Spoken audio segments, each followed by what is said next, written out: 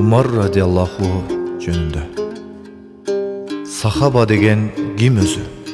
Салабаттуу мүнөзү, баскан турган кыймылы пайгамбардын бир өзү. Дал ошондой өзү бар, даанышмандык көзү бар. Менден соң пайгамбар келсе, Умар болмок деп айткан пайгамбардын сөзү бар. Умардын кандай экенин анда урматтуу жандар эсиң ал. Пайгамбардын жанында пай дубалы тиреге, сахабанын асылын сандаган журтум билебе? Умар ибн Хаттабтын таш болгон экен билеге, ак болгон экен жүрөгө. Азыр ата-энелер ай сайын билсеңер пенсия, пособие алып жүрөбү? Ал Умар ойлоп тапкан иш берешендиктин мүрөгө. Умар ибн Хаттабты унутпай эстеп жүрөлү, баарына тийип жатпайбы? Азыр сахабанын илебе? Азыраак эстеп коелу. Акырет кеткен кезинен сурагалар периште суроосун берет тезинен. Жалтанбай кайран сахаба, жамалы кетпей көзүнөн. Периштени да кармаптыр Раббың ким деген сөзүнөн. Алыскы жактан сен келдиң, Алла чыкпай эсиңен. Азыр өлүп мен келдим, Алла чыгабы эсимен.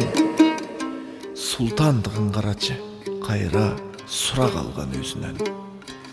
Кийин пайгамбардын түшүнө көп өтпөй Умар кириптир. Бейиштик болуп жамалы, бешенеси күлүптүр. Кантип бейиштик болгонун калайык калкын билип жүр. Садака менен зекетте бергени үчүн эместир. Напси менен шайтанды жеңгени үчүн эместир. Намаз менен оросо кармаган эместир. Арам макрөө жолдорго барбаган эместир. Пайгамбарды аздектеп жандаганы эместир. Бейиштик болду неликтен? Бир окуя айтайын. Бир санат уккун эриксең, көгүчкөндү кордошуп, тентектер ойнойт өрүштөн. Боз балдардын жорого боор кержанды кейиткен. Билгеним Умар боз балдар бир чечимге келишкен. Уйпаланган кептерди Умарга берип көнүшкөн. Анткени адеп үчүндүр акчасына беришкен.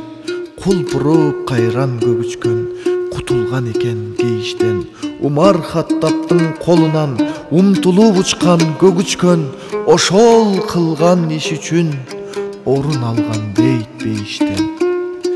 Өмүр менен жарышып өтөр бир күн асыл жан.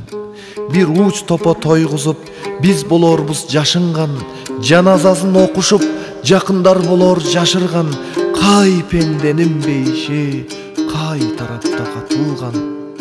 Бирөөлөрдүн бейиши атасында жаткандыр, а бирөөнүн бейиши апасында жаткандыр. Мусапырдын абалким батасында жаткандыр. Суу көтөргөн жесирдин чакасында жаткандыр. Бирөөлөрдүн бейиши адебинде жаткандыр. Жетимдерге баруучу дарегинде жаткандыр.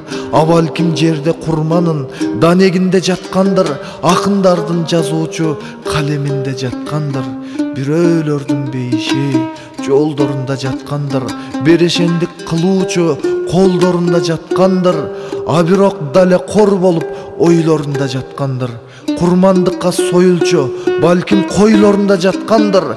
Тапкандар бейиш тапкандар, таппагандар качкандыр. Бейтаалай кай бир адамдар бейишин тээп жаткандыр. Сурарым Кудай Тааладан бизге бейиштин жолун тапкан